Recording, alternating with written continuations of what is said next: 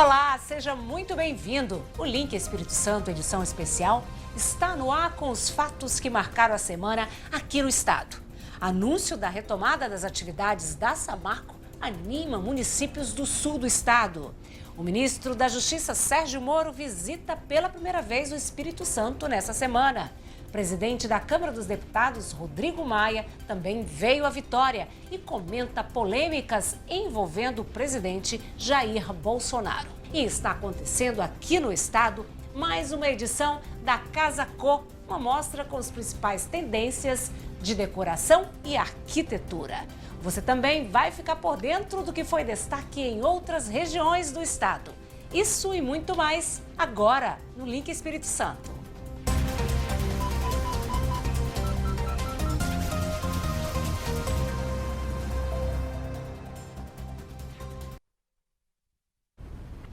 Eu sou Jadina Duque e você está na Record News. Obrigada pela sua companhia. A notícia de que a Samarco vai voltar a operar em 2020 veio como um alívio para a cidade de Anchieta. A prefeitura e o comércio aguardam com ansiedade a retomada dos trabalhos. A mineradora, antes da tragédia de Mariana, era responsável por 50% da arrecadação do município. A autorização foi dada pela Câmara de Atividades Minerárias do Conselho Estadual de Política Ambiental de Minas Gerais, por 10 votos a 1. O Conselho é formado por 12 representantes de diversos órgãos, como IBAMA e a Agência Nacional de Mineração. A Samarco recebeu a licença de operação corretiva, última etapa para a retomada da produção. Com o licenciamento aprovado, a mineradora vai retomar as suas atividades de forma gradual e sem utilização de barragens, como a que se rompeu em Mariana em 2015. A empresa vai construir um sistema de disposição e tratamento de rejeitos para empilhamento a seco. As obras devem durar 12 meses e quando ficarem prontas, a Samarco voltará a produzir 26% da sua capacidade em novembro de 2020, algo em torno de 8 toneladas de pelotas de minério de ferro. Em Anchieta, no litoral sul do Espírito Santo, onde fica parte das operações da Samarco, a notícia deixou os moradores animados. A cidade deu uma caída muito brusca, né? Agora mesmo tá horrível o comércio para nós, só dando para sobreviver mesmo, entendeu? E tentando levar, né? Esperando agora, como você falou, o retorno da Samarco chegar, para a gente começar a ingressar de novo, a começar a crescer de novo, entendeu? Nesta loja, segundo a proprietária, o movimento caiu cerca de 60% desde a suspensão das atividades da Samarco. O estabelecimento passa a maior parte do tempo vazio. Muita gente ficou desempregada e atrapalhou muito a nossa economia aqui no nosso município, porque a economia que girava em torno da Samarco. Mas agora, com o anúncio da autorização da retomada das atividades da mineradora, ela está otimista. Esperamos que gere, que dê uma alavancada na economia do nosso município e isso nós temos certeza que vai acontecer sim. Segundo o prefeito de Anchieta, a Samarco representava 50% da arrecadação da cidade e 5% do PIB capixaba. Com menos recursos em caixa, a prefeitura teve que fazer cortes e reajustar contratos. O município já chegou a receber e ter uma arrecadação de 320 milhões, 330 milhões de reais em 2014, 2015. Agora, em 2019, a gente tem uma arrecadação da prefeitura mesmo de 170 milhões de reais. Então, é uma queda acentuada, uma queda muito drástica. Foi preciso a gente reduzir nossas despesas. A gente teve que fazer cortes em diversas áreas, né? A gente teve que reduzir, congelar cargos comissionados na ordem de 40%. A gente teve que reduzir o número de DTs. A gente teve que reduzir hora extra, diárias, revisão de contratos de aluguéis, né, contratos com prestadores de serviços. Por isso, a retomada das operações da Samarco também é um alívio para as contas do município. Só o fato né, de a gente receber essa notícia aí do retorno da Samarco, o comércio já começa a preparar, né, começa a contratar, ela mesma já vai começar a contratar a partir do ano que vem, né, para preparar a retomada, né, as terceirizadas também começarão a prestar serviço e aí o município começa a ter, então, uma movimentação maior na sua economia.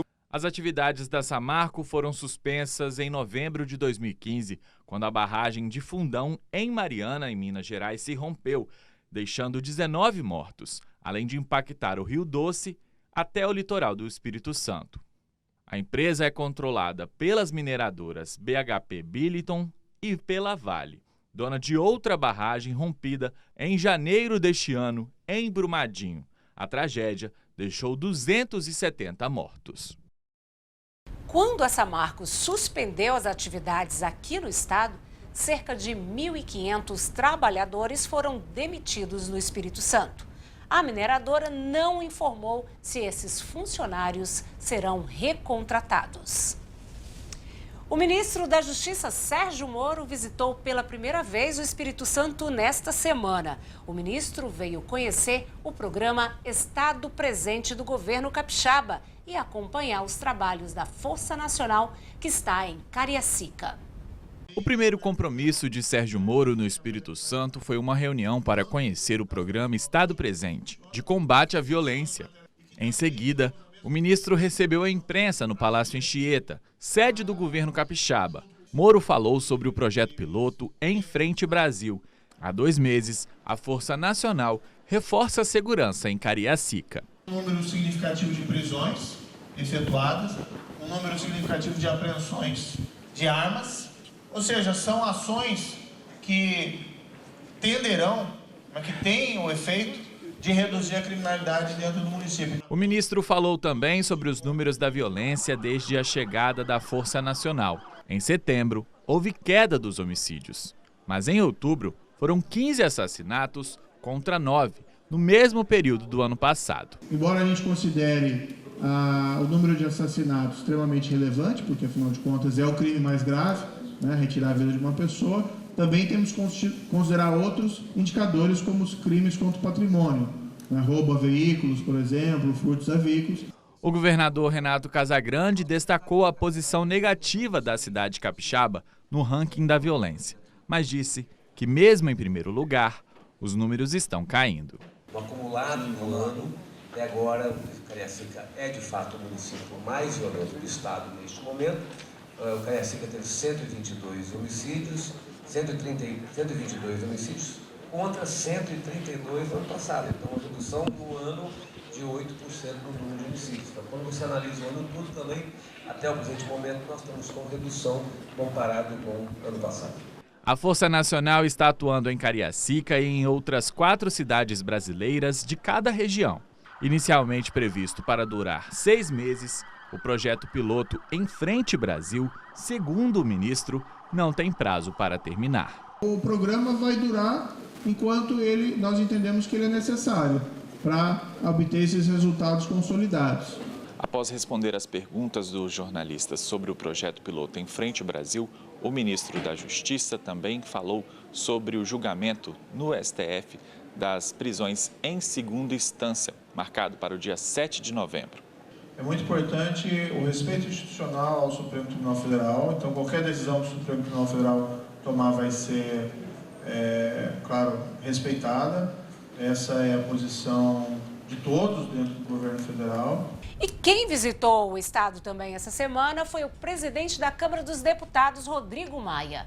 Ele esteve em Vitória para participar de um encontro de lideranças empresariais. Maia recebeu jornalistas antes de sua palestra e, claro, a pauta principal foram as recentes polêmicas envolvendo o presidente Jair Bolsonaro. Acompanhado do governador do Espírito Santo, Renato Casagrande, e do deputado federal Felipe Rigoni, o presidente da Câmara, Rodrigo Maia, falou sobre as votações das reformas no Congresso. Eu acredito que reformar a administração pública, organizando a qualidade e eficiência do serviço público, eu acho que tem que ser o objetivo. Qual é o caminho para chegar a isso? Primeiro deve encaminhar a proposta dele.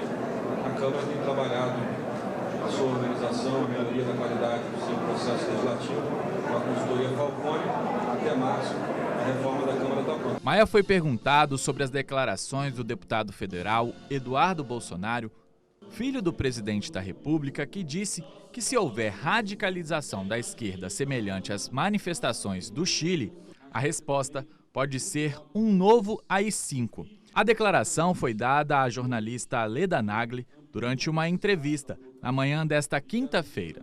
Se a esquerda radicalizar esse ponto, a gente vai precisar ter uma resposta. E uma resposta ela pode ser via um novo AI-5, pode ser via uma legislação aprovada através de um plebiscito, como ocorreu na Itália. O parlamentar não quis se manifestar e disse que já havia divulgado nota à imprensa. Na nota, Rodrigo Maia disse que uma nação só é forte quando suas instituições são fortes e reforçou que o Brasil é um Estado democrático e que a Constituição abomina, criminaliza e tem instrumentos para punir quem atenta contra a democracia. Ainda na nota, o presidente da Câmara disse que as declarações do deputado federal Eduardo Bolsonaro são repugnantes e finalizou dizendo que o Brasil jamais regressará para os anos de chumbo. O ato institucional 5 foi baixado no dia 13 de dezembro de 1968, durante o governo de Costa e Silva, e resultou na cassação de mandatos políticos e suspensão de garantias constitucionais. Rodrigo Maia também comentou sobre um vídeo divulgado pelo presidente Jair Bolsonaro em uma rede social que comparava o Supremo Tribunal Federal, a Ordem dos Advogados do Brasil, veículos de imprensa, dentre outras instituições, a hienas. Eu acho que esses posts de vídeos, eles atrapalham a imagem do Brasil para fora e geram insegurança daqueles que querem mexer a longo prazo no Brasil. Eu acho que atrapalha muito o país e atrapalha muito o próprio governo. Eu acho que o governo, quando comete um erro, o próprio presidente assumiu que é um erro, ele prejudica a própria qualidade do seu governo e a confiança dos atores econômicos e políticos do governo. Depois da coletiva, Maia participou de um debate sobre os desafios para o desenvolvimento econômico do Brasil com o governador do estado e o deputado Felipe Rigoni. O link vai agora para um rápido intervalo e na volta vamos dar um giro pela Casa Cor 2019. Continue com a gente e fique muito bem informado.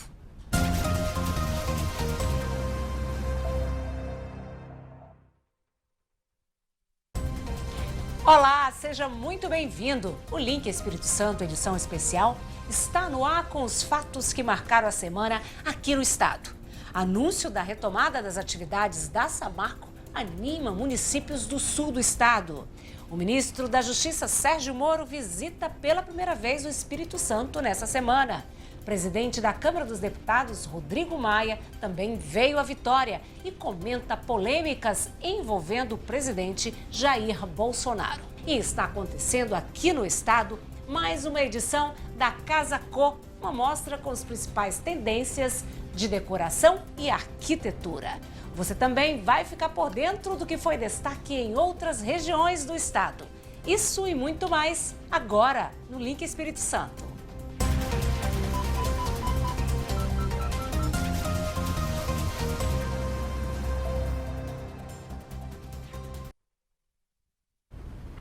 Eu sou Jardina Duque e você está na Record News. Obrigada pela sua companhia. A notícia de que a Samarco vai voltar a operar em 2020 veio como um alívio para a cidade de Anchieta. A prefeitura e o comércio aguardam com ansiedade a retomada dos trabalhos. A mineradora, antes da tragédia de Mariana, era responsável por 50% da arrecadação do município. A autorização foi dada pela Câmara de Atividades Minerárias do Conselho Estadual de Política Ambiental de Minas Gerais, por 10 votos a 1. O Conselho é formado por 12 representantes de diversos órgãos, como IBAMA e a Agência Nacional de Mineração. A Samarco recebeu a licença de operação corretiva, última etapa para a retomada da produção. Com o licenciamento aprovado, a mineradora vai retomar as suas atividades de forma gradual e sem a utilização de barragens, como a que se rompeu em Mariana em 2015. A empresa vai construir um sistema de disposição e tratamento de rejeitos para empilhamento a seco. As obras devem durar 12 meses e, quando ficarem prontas, a Samarco voltará a produzir 26% da sua capacidade em novembro de 2020, algo em torno de 8 toneladas de pelotas de minério de ferro. Em Anchieta, no litoral sul do Espírito Santo, onde fica parte das operações da Samarco, a notícia deixou os moradores animados. A cidade deu uma caída muito brusca, né? Agora mesmo tá horrível o comércio para nós, só dando para sobreviver mesmo, entendeu? E tentando levar, né? Esperando agora, como você falou, o retorno da Samarco chegar, para a gente começar a ingressar de novo, a começar a crescer de novo, entendeu? Nesta loja, segundo a proprietária, o movimento caiu cerca de 60% desde a suspensão das atividades da Samarco. O estabelecimento passa a maior parte do tempo vazio. Muita gente ficou desempregada e atrapalhou muito a nossa economia aqui no nosso município, porque a economia que girava em torno da Samarco. Mas agora, com o anúncio da autorização da retomada das atividades da mineradora, ela está otimista. Esperamos que gere, que dê uma alavancada na economia do nosso município e isso nós temos certeza que vai acontecer sim. Segundo o prefeito de Anchieta, a Samarco representava 50% da arrecadação da cidade e 5% do PIB capixaba. Com menos recursos em caixa, a prefeitura teve que fazer cortes e reajustar contratos. O município já chegou a receber e ter uma arrecadação de 320 milhões, 330 milhões de reais em 2014, 2015. Agora, em 2019, a gente tem uma arrecadação da prefeitura mesmo de 170 milhões de reais. Então é uma queda acentuada, uma queda muito drástica. Foi preciso a gente reduzir nossas despesas. A gente teve que fazer cortes em diversas áreas, né? A gente teve que reduzir, congelar cargos comissionados na ordem de 40%. A gente teve que reduzir o número de DTs. A gente teve que reduzir hora extra, diárias, revisão de contratos de aluguéis, né? Contratos com prestadores de serviços. Por isso, a retomada das operações da Samarco também é um alívio para as contas do município. Só o fato dessa, né, a gente receber essa notícia aí do retorno da Samarco, o comércio já começa a preparar, né, começa a contratar, ela mesma já vai começar a contratar a partir do ano que vem, né, para preparar a retomada, né, as terceirizadas também começarão a prestar serviço e aí o município começa a ter, então, uma movimentação maior na sua economia. As atividades da Samarco foram suspensas em novembro de 2015, quando a barragem de Fundão, em Mariana, em Minas Gerais, se rompeu, deixando 19 mortos, além de impactar o Rio Doce até o litoral do Espírito Santo. A empresa é controlada pelas mineradoras BHP Billiton e pela Vale, dona de outra barragem rompida em janeiro deste ano, em Brumadinho. A tragédia deixou 270 mortos. Quando a Samarco suspendeu as atividades aqui no estado, cerca de 1.500 trabalhadores foram demitidos no Espírito Santo. A mineradora não informou se esses funcionários serão recontratados. O ministro da Justiça, Sérgio Moro, visitou pela primeira vez o Espírito Santo nesta semana. O ministro veio conhecer o programa Estado Presente do governo capixaba e acompanhar os trabalhos da Força Nacional, que está em Cariacica. O primeiro compromisso de Sérgio Moro no Espírito Santo foi uma reunião para conhecer o programa Estado Presente, de combate à violência. Em seguida, o ministro recebeu a imprensa no Palácio Anchieta, sede do governo capixaba. Moro falou sobre o projeto piloto Em Frente Brasil. Há 2 meses, a Força Nacional reforça a segurança em Cariacica. Um número significativo de prisões efetuadas, um número significativo de apreensões de armas, ou seja, são ações que tenderão, que têm o efeito de reduzir a criminalidade dentro do município. O ministro falou também sobre os números da violência desde a chegada da Força Nacional. Em setembro, houve queda dos homicídios, mas em outubro foram 15 assassinatos contra 9, no mesmo período do ano passado. Embora a gente considere o número de assassinatos extremamente relevante, porque afinal de contas é o crime mais grave, né, retirar a vida de uma pessoa, também temos que considerar outros indicadores como os crimes contra o patrimônio, né, roubo a veículos, por exemplo, furtos a veículos. O governador Renato Casagrande destacou a posição negativa da cidade capixaba no ranking da violência, mas disse que mesmo em primeiro lugar, os números estão caindo. O acumulado no ano, até agora, Cariacica é de fato o município mais violento do estado neste momento. O Cariacica teve 122 homicídios, 122 homicídios contra 132 no ano passado. Então, uma redução no ano de 8% no número de homicídios. Então, quando você analisa o ano todo também, até o presente momento, nós estamos com redução comparado com o ano passado. A Força Nacional está atuando em Cariacica e em outras 4 cidades brasileiras de cada região. Inicialmente previsto para durar 6 meses, o projeto piloto Em Frente Brasil, segundo o ministro, não tem prazo para terminar. O programa vai durar enquanto nós entendemos que ele é necessário para obter esses resultados consolidados. Após responder às perguntas dos jornalistas sobre o projeto piloto Em Frente Brasil, o ministro da Justiça também falou sobre o julgamento no STF das prisões em segunda instância, marcado para o dia 7 de novembro. É muito importante o respeito institucional ao Supremo Tribunal Federal, então qualquer decisão que o Supremo Tribunal Federal tomar vai ser, claro, respeitada. Essa é a posição de todos dentro do governo federal. E quem visitou o estado também essa semana foi o presidente da Câmara dos Deputados, Rodrigo Maia.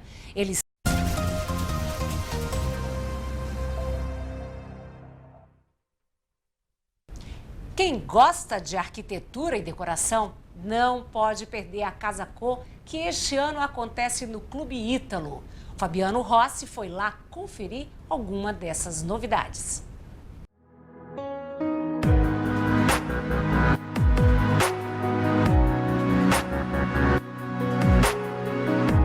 A edição capixaba da maior mostra de arquitetura e decoração das Américas reúne em Vitória 31 ambientes projetados por 45 profissionais de arquitetura e decoração.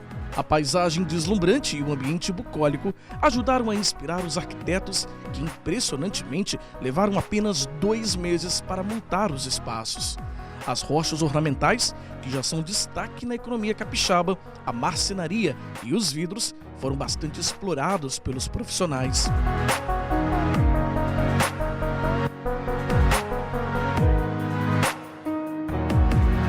O tema da Casa Cor deste ano é Planeta Casa, que reúne conceitos de tecnologia, aconchego do lar e também de sustentabilidade. O local escolhido também não poderia ser melhor, o Clube Ítalo Brasileiro, aqui na Ilha do Boi, em Vitória, o que possibilita, inclusive, aos profissionais de arquitetura, paisagens como essa.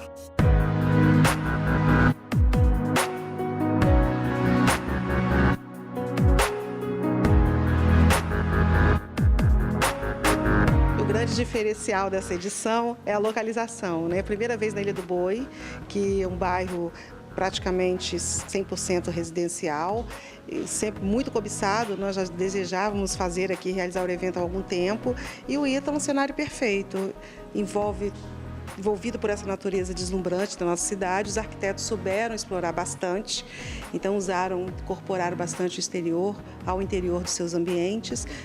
Colocamos, né, os ambientes residenciais iniciais todos voltados para o mar, então acho que a localização foi o grande diferencial desse ano. A tecnologia também ganhou espaço no evento. Esse sofá se conecta ao celular por Bluetooth e pode ser ajustado na posição que o usuário quiser. Eu experimentei e aprovei, viu?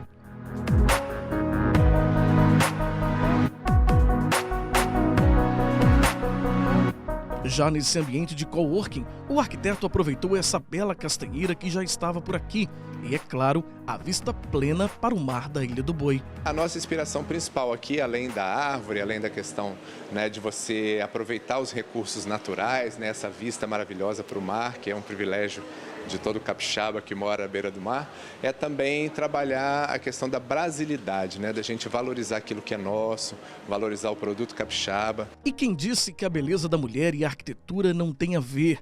A arquiteta Tainá Castro, que também é atual Miss Espírito Santo, preparou esse ambiente com inspirações na Itália para marcar a sua estreia na Casa Cor. A gente se inspirou, fez uma releitura assim, em vários pontos específicos para trazer a Itália aqui para o nosso ambiente. A gente escolheu as cores para trazer também essa pegada de moda, então a gente escolheu o preto e o dourado para remeter mesmo o luxo, a sofisticação, o requinte. Ambientes que inspiram e que ajudam também quem está em formação. Achei que seria legal buscar novas inspirações, conhecimento, porque quanto mais você vê, mais as suas ideias podem se expandir.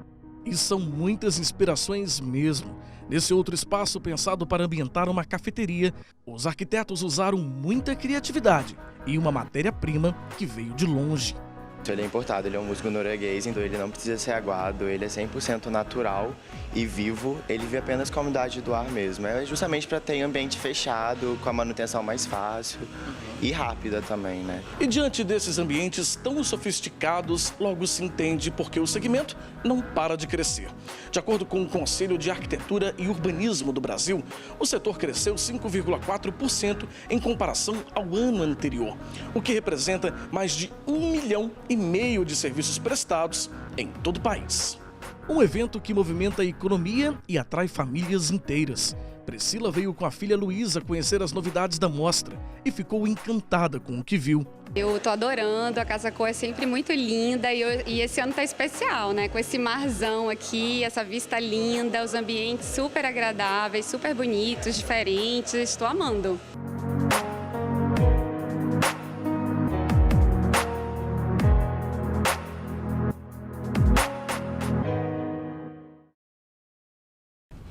Uma boa dica aí para o seu final de semana. A Casa Cor Espírito Santo vai até o dia 17 de novembro no Clube Ítalo Brasileiro, na Ilha do Boi, aqui em Vitória. O Link Espírito Santo vai para um rápido intervalo e no próximo bloco você confere o que foi destaque em outras regiões do estado. É um instante só.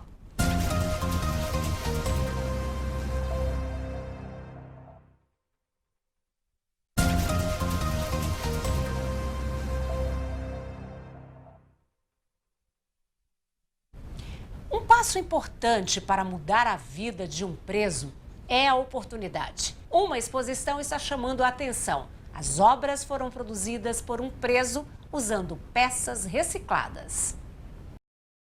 É assim que o interno Marcos passa parte do dia dentro do Centro de Detenção Provisória, pintando e criando obras de artes em telas. Eu comecei fazendo esse trabalho olhando algumas imagens na internet.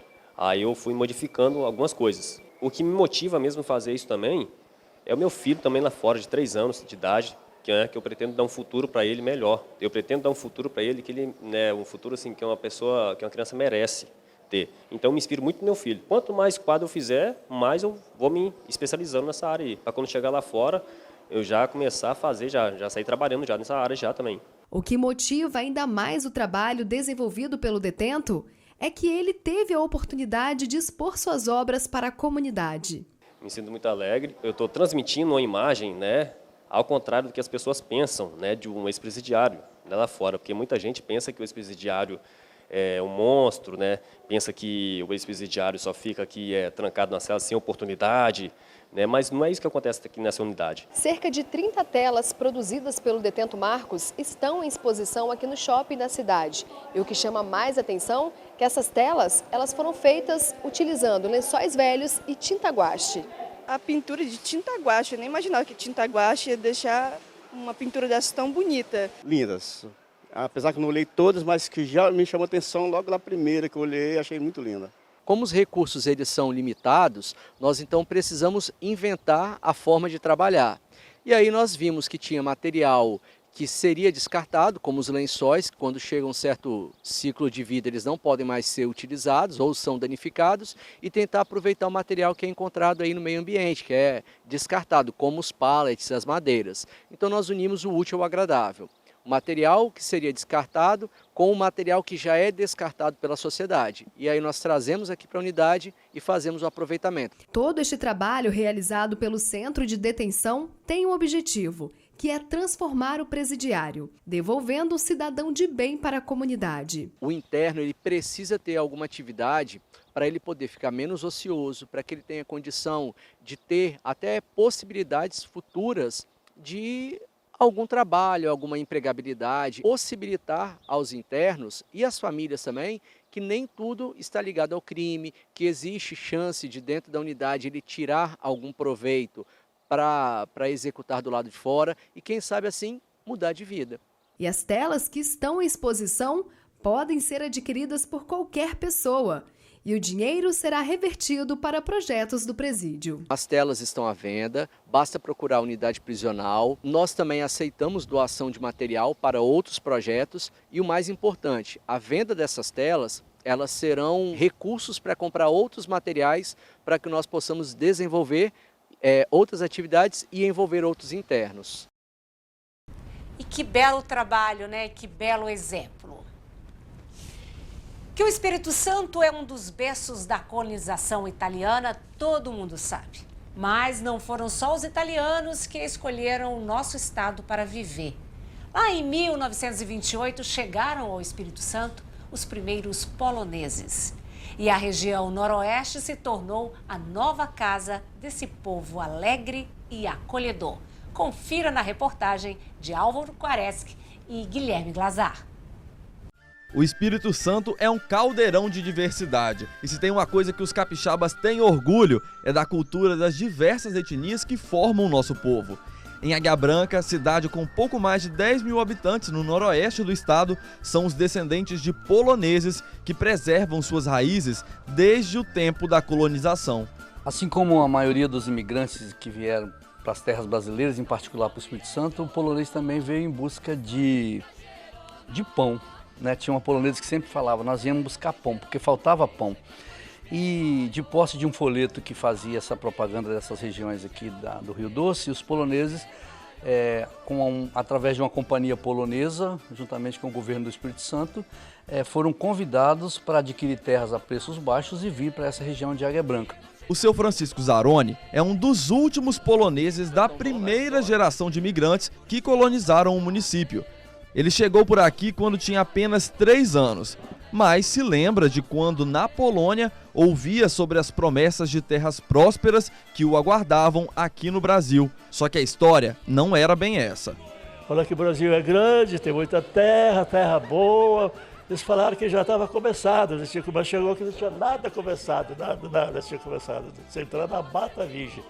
A imigração polonesa em Águia Branca começou em 1928, mas foi em 2006 que a cultura polonesa ganhou um espaço para ser preservado aqui na cidade.